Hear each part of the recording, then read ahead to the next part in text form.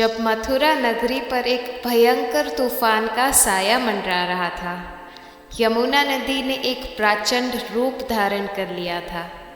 गरजती हुई बिजली और मूसलाधार बारिश ने रात को और भी डरावना बना दिया था। इस अंधेरे और काले वातावरण में राजा कंस के कारागार में एक दिव्य बालक का जन्म हुआ।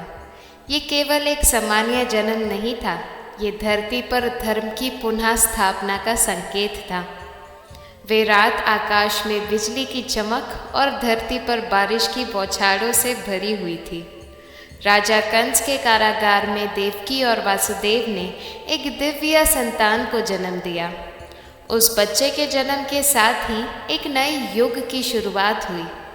कंस ने इस बच्चे को मारने की योजना बनाई थी, लेकिन ईश्वर की योजना कुछ और ही थी।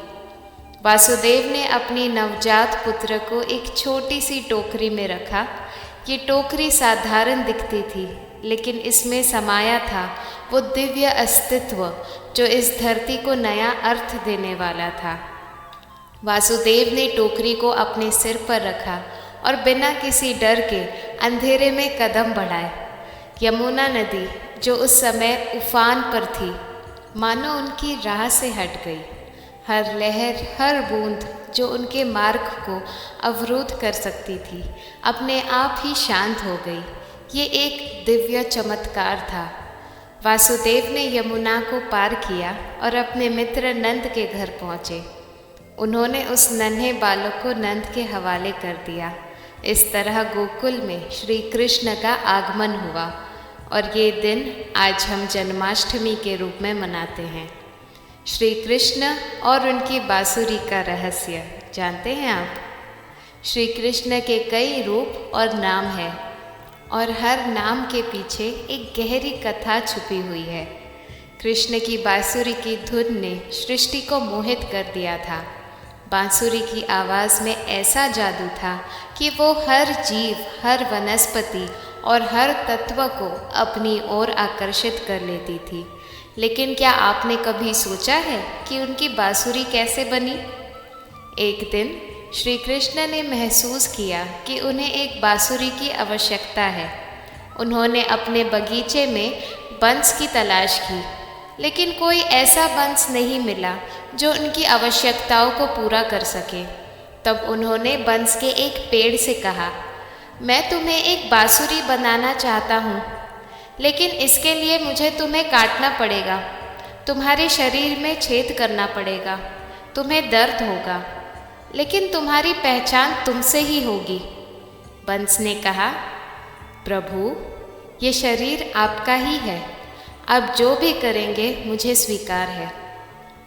श्री कृष्ण ने बांसुरी बनाई और उसमें अपनी प्राणशक्ति फूंक दी।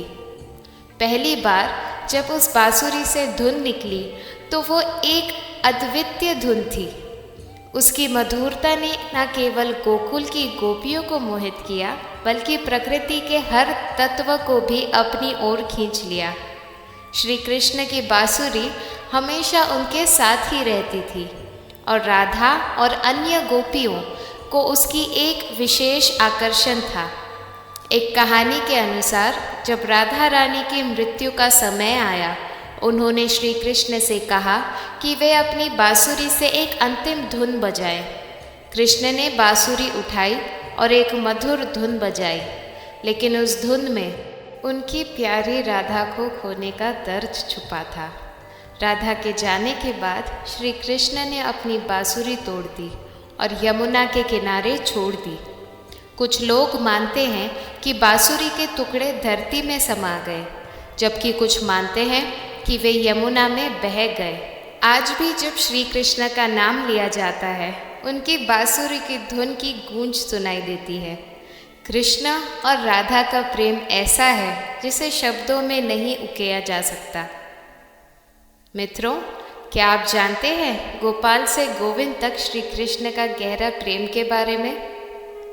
श्री कृष्ण का युवा रूप हमेशा गवाले के रूप में प्रस्तुत किया जाता है, लेकिन ब्रह्मा जी ने जब कृष्ण को गवाले के रूप में देखा तो उन्हें विश्वास नहीं हुआ।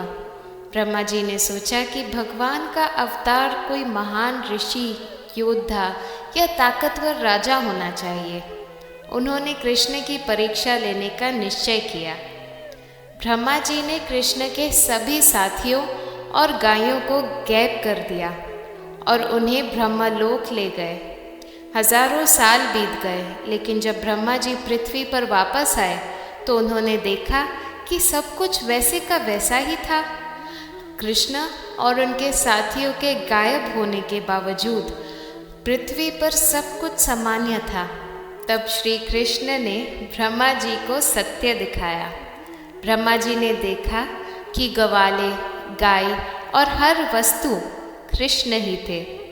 यही कारण था कि सब कुछ वैसे का वैसा ही था।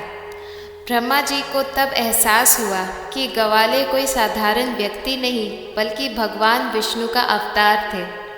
उन्होंने श्री कृष्ण से माफ़ी मांगी और उनके साथियों को वापस लौटा दिया। चलिए अब दर्शन करते हैं गोवर्धन पूजा के एक अद्वितीय कथा की। हर साल गोकुलवासी इंद्रदेव की पूजा करते थे ताकि उनकी फसल अच्छी हो और वर्षा नियमित रूप से हो।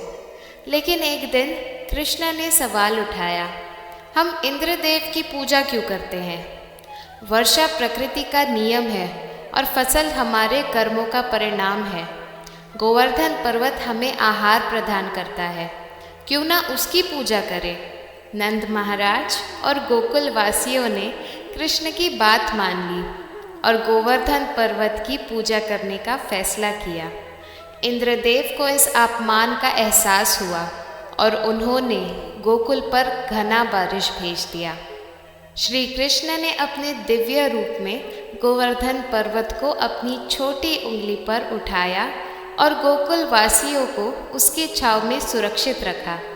इंद्रदेव का अहंकार टूटा और उन्होंने मौसम को ठीक कर दिया। श्री कृष्ण से माफ़ी मांगने के बाद उन्होंने गोविंद नाम धारण किया, जो गायों के रक्षक का प्रतीक था। अब हम जानेंगे जन्माष्टमी का महत्व। श्री कृष्ण ने अपने जीवन में कई भूमिकाएं निभाई, जिसे उनके कई नाम हुए। यशोदा मैया से वे कान्हा कहलाए, गोकुल वासियों के लिए नंद कुमार और भक्तों के लिए हरि। अपनी गोपियों और राधा के लिए वे मोहन कहलाए। कृष्ण की रास लीला, उनके प्रेम की अनगिनत कहानियाँ और उनकी विभिन्न भूमिकाएं आज भी जीवित हैं। जन्माष्टमी पर हम इन सभी रूपों और नामों की पूजा करते हैं। हम मटकी फोड़ते हैं, माखन का भोग अर्पित करते हैं और उनके दिव्य प्रेम का गुणगान करते हैं। इस दिन को मनाते हुए हम कृष्ण के सभी रूपों और उनके द्वारा किए गए अनगिनत चमत्कारों को याद करते हैं। अंत में श्री कृष्ण की अद्भुत लीलाओं और भक्ति से भरे जीवन के इस अनगिनत पहलुओं ने उन्हें केवल एक देवता नहीं बल्कि सभी भक्तों के दिल में बसे एक सच्चे मित्र और मार्गदर्शक बना दिया। जन्माष्टमी का ये पर्व हमें याद दिलाता है कि जैसे श्री कृष्ण ने हमें अपने प्रेम और भक्ति से सच्चे मार्ग पर चलने की प्रेरणा दी, वैसे ही हमें भी उनके मार्ग पर चलकर जीवन को सही दिशा देने की आवश्यकता है। इस पावन दिन पर हम सब मिलकर श्री कृष्ण की दिव्य कहानियों और उनके विभिन्न रूपों की पूजा करते हैं और उनके पवित्र आशीर्वाद से अपने जीवन को उज्जवल बनाते हैं। मटकी फोड़ना, माखन का भोग लगाना और कृष्ण के नाम का जयकारा करना हमें याद दिलाता है कि सच्ची भक्ति और प्रेम से ही हम अपने जीवन को सार्थक बना सकते हैं।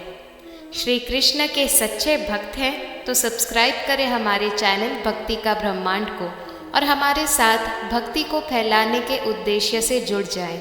मिलते हैं अगली वीडियो में। जय श्री कृष्ण।